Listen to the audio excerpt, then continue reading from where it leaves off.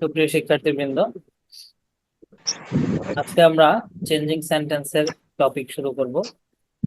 Changing sentence অথবা transformation of sentence একই জিনিস। আমাদের এসএসসি পরীক্ষায় চেঞ্জিং সেন্টেন্সে 10টা বাক্য আসে বিভিন্ন নিয়মের থেকে। এই 10টা বাক্যকে অ্যান্সার করতে হবে, ঠিক আছে? প্রত্যেকটা বাক্যের জি। ব্র্যাকেটে লেখা আছে কোন সেন্টেন্সকে কি সেন্টেন্সে রূপান্তরিত করতে হবে। আর এখানে নাম্বার হচ্ছে 1 করে প্রত্যেকটাতে।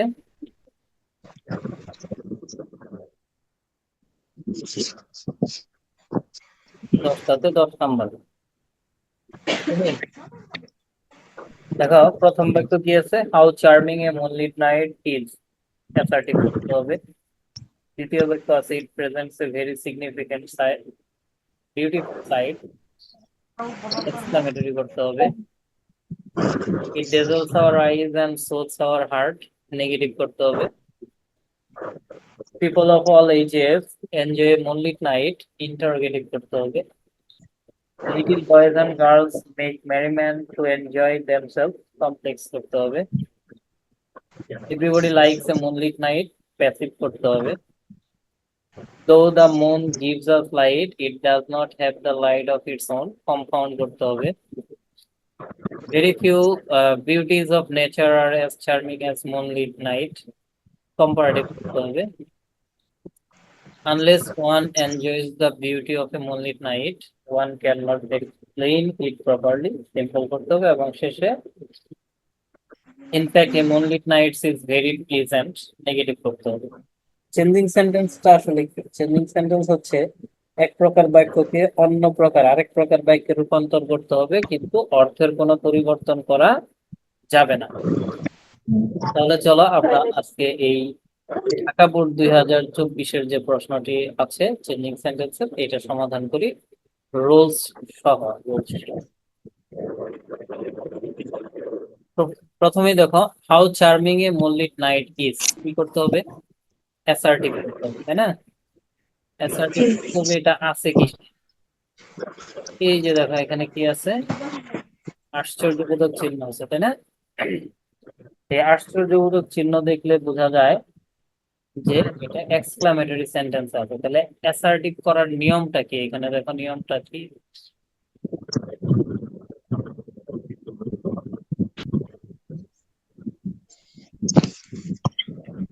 হোয়াট বা হাউ যুক্ত এক্সক্লামেটরি সেন্টেন্সকে অ্যাসার্টিভ সেন্টেন্স করার ক্ষেত্রে শেষোক্ত সাবজেক্ট প্লাস ভার্ব প্রথমে বলবে। অর্থাৎ এখানে সাবজেক্টটা কি আছে? এমন লিট নাইট, তাই না? তারপরে ভার্ব কি আছে? ইজ। এই দুইটা আগে চলে যাবে। তাহলে আমরা লিখি এ মুনলিট নাইট, ভার্ব দিলাম ইজ। তারপরে কি করতে হবে?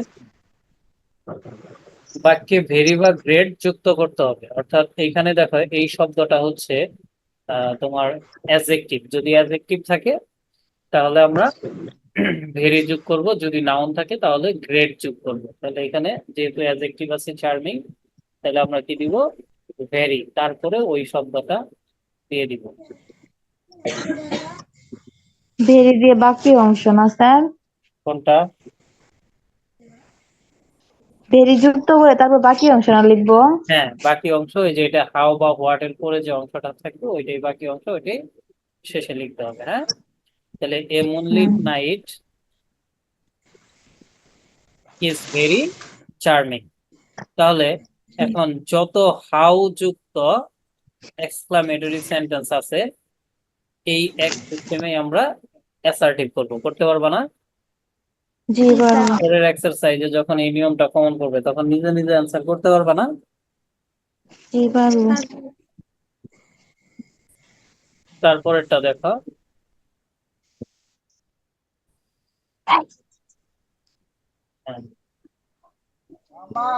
ইট presents a very beautiful sight, কি করতে হবে?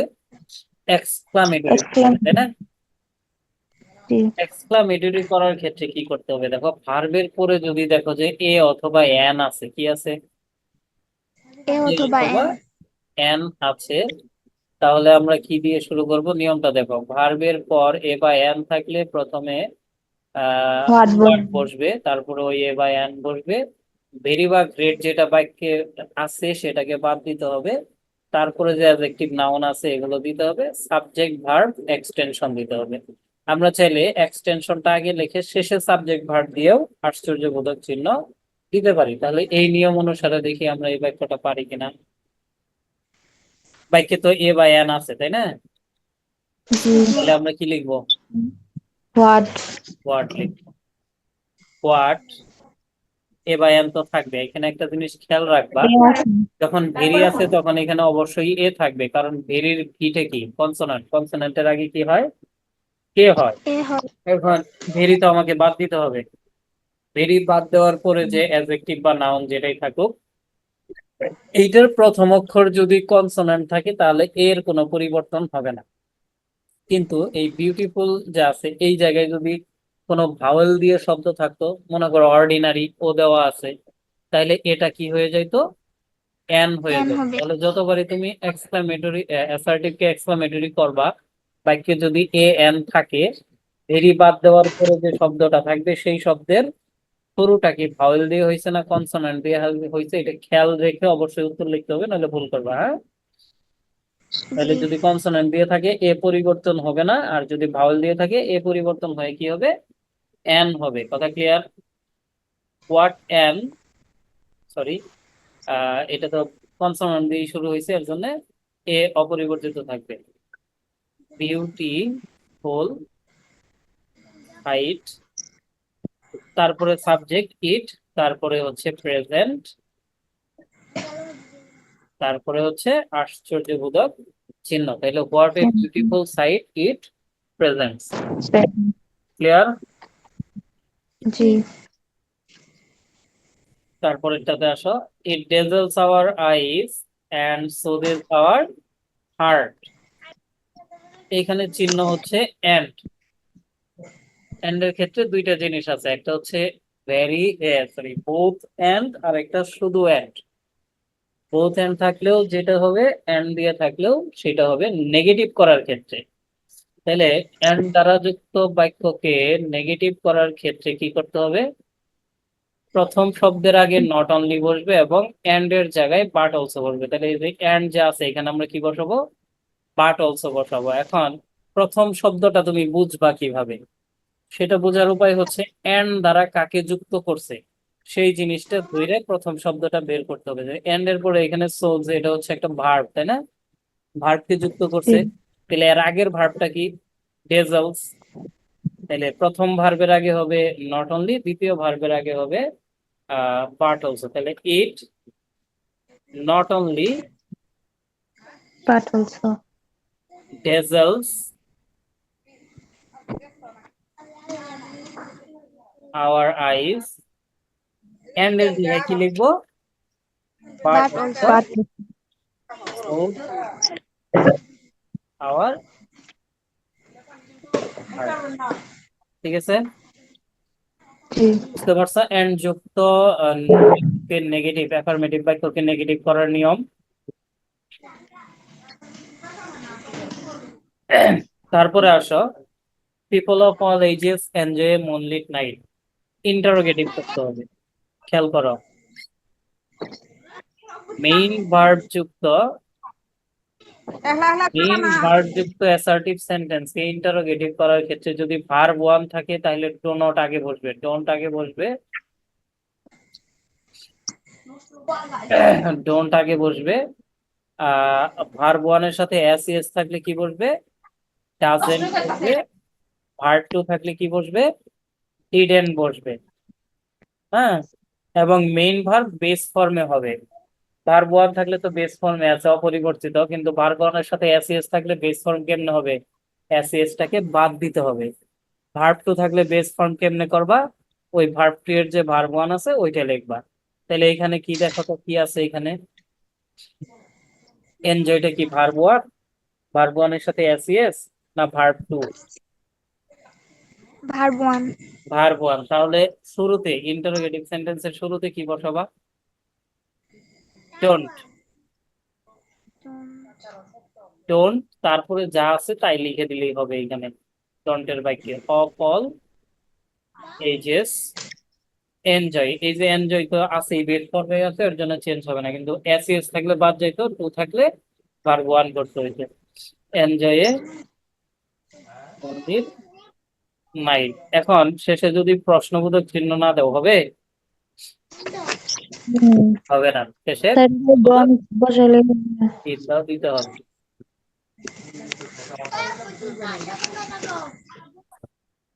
ঠিক আছে। জি। তারপরে কি নাম্বার দেখো, little boys and girls make merriment to enjoy themselves. এখানে নিয়মটা আমি কি দিছি, টু প্লাস ভার্ব ওয়ান যুক্ত টু প্লাস ভার্ব ওয়ান যুক্ত সিম্পল সেন্টেন্সকে কমপ্লেক্স করার ক্ষেত্রে যে নিয়মটা সেটা এখানে দেওয়া আছে। হ্যাঁ, টু প্লাস ভার্ব ওয়ান কোথায় পাবা, এই যে এখানে দেখো টু এনজয় আছে, টু এনজয় এটা হচ্ছে টু প্লাস ভার্ব ওয়ান। যখন দেখবা বাক্যের মাঝখানে টু প্লাস ভার্ব ওয়ান আছে এবং সেটা দ্বারা উদ্দেশ্য বোঝাইছে, তাহলে আমরা এটাকে কমপ্লেক্স করব হচ্ছে সো দ্যাট দিয়ে। কি দিয়ে করব? সো দ্যাট দিয়ে করব। তাহলে প্রথমে কি লিখতে হবে, সাবজেক্ট চেঞ্জ হবে না, little boys and boys girls make make merriment, এইটুক যা আছে তাই। টু এর জায়গায় কি লিখবো, সো দ্যাট। তারপরে আছে কি দেখো, এসপি আছে, এসপি তে আমরা কি বলবো, সাবজেক্টের প্রনাউন। এখানে সাবজেক্ট হচ্ছে লিটিল বয়েজ এন্ড গার্লস, এর প্রনাউন হচ্ছে দে। এরপরে আছে কি দেখো, ক্যান নট অথবা কুড নট, ক্যান নট অথবা কুড নট। এটা কেমনে বুঝবা, এই যে যে প্রথম ভার্বটা এটা যদি প্রেজেন্টের থাকে, sorry can not could not না, ক্যান অথবা কুড, এই প্রথম ভার্বটা যদি প্রেজেন্টের থাকে তাহলে এখানে কি বসাবা, ক্যান বসাবা। প্রথম ভার্বটা পাস্টের থাকলে এখানে কুড বসাবা। তাহলে বলো তো কি বসাবা, মেক আছে প্রেজেন্ট ফর্ম, তাহলে কি হবে, ক্যান। এরপরে বাক্যের বাকি অংশ কোনো পরিবর্তন হবে না, enjoy themselves. Little boys and girls make merriment so that they can enjoy themselves. Clear?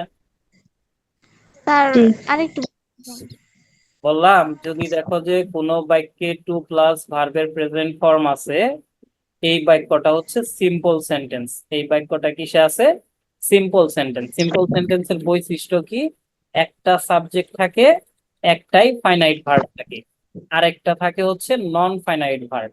আর এই নন ফাইনাইট ভার্বটা যদি টু প্লাস ভার্ব ওয়ান আকারে থাকে, এইটাকে যখন কমপ্লেক্স করতে হবে তখন করতে হবে সো দ্যাট।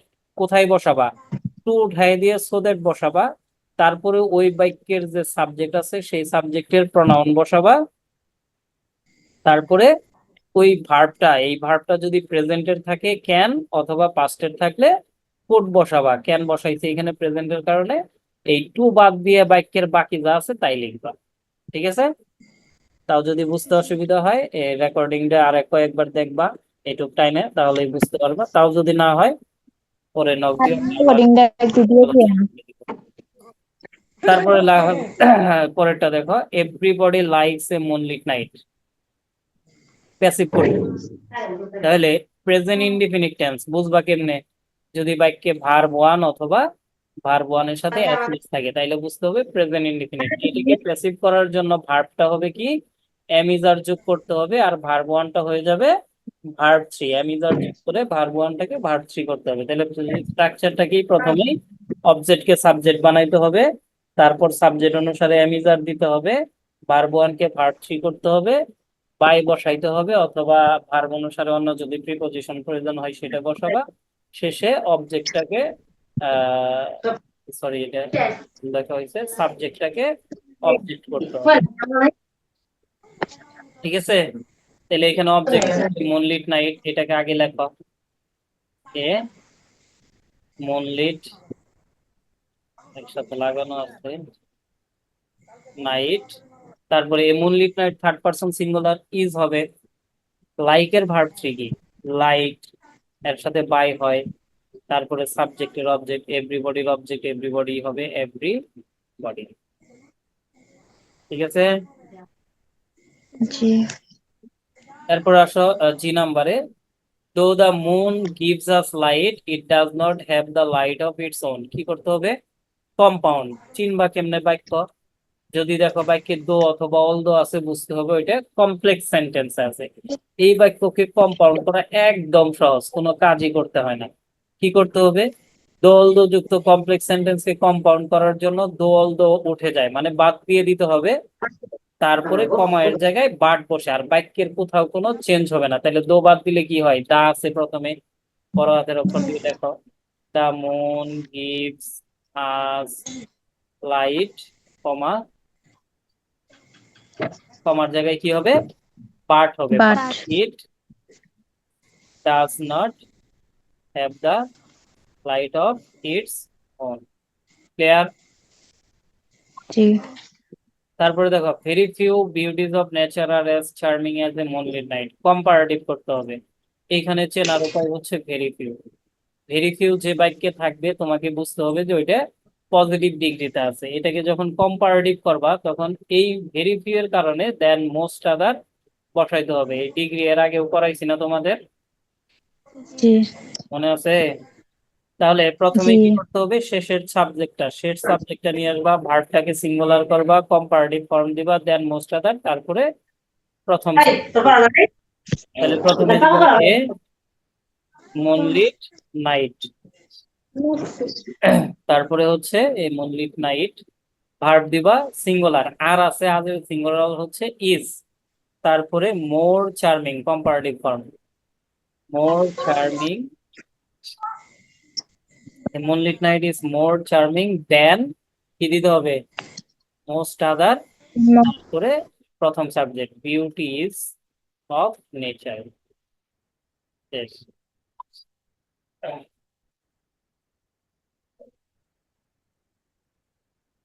তারপরে আসো,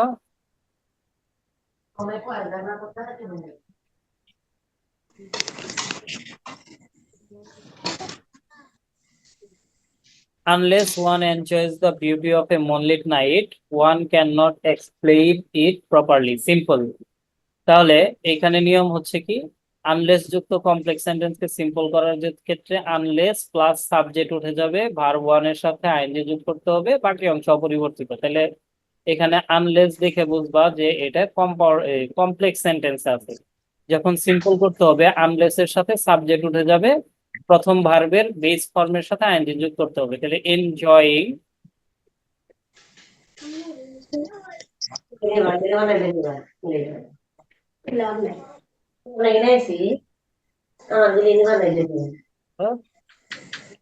enjoying the beauty of A moonlit night, one cannot say it properly. তারপরে নিয়মটা দেখো, নিয়মটা নিচে পড়ে নাও। উত্তরটা হচ্ছে in fact a moonlit night is not unpleasant at all. যদি অ্যাফার্মেটিভ সেন্টেন্সে ভেরি থাকে, নেগেটিভে at all যোগ করতে হয়, আর নট যোগ করে বিপরীত শব্দ দিতে হয়। ঠিক আছে? এইখানে যে নিয়ম দেওয়া আছে এটা। তো এই হলো আজকের ক্লাস। এইটা অবশ্যই ভালো করে প্র্যাকটিস করে এখান থেকে এই অ্যান্সার গুলা লিখে আমাকে পাঠাবে। স্ক্রিনশট নেই একটু।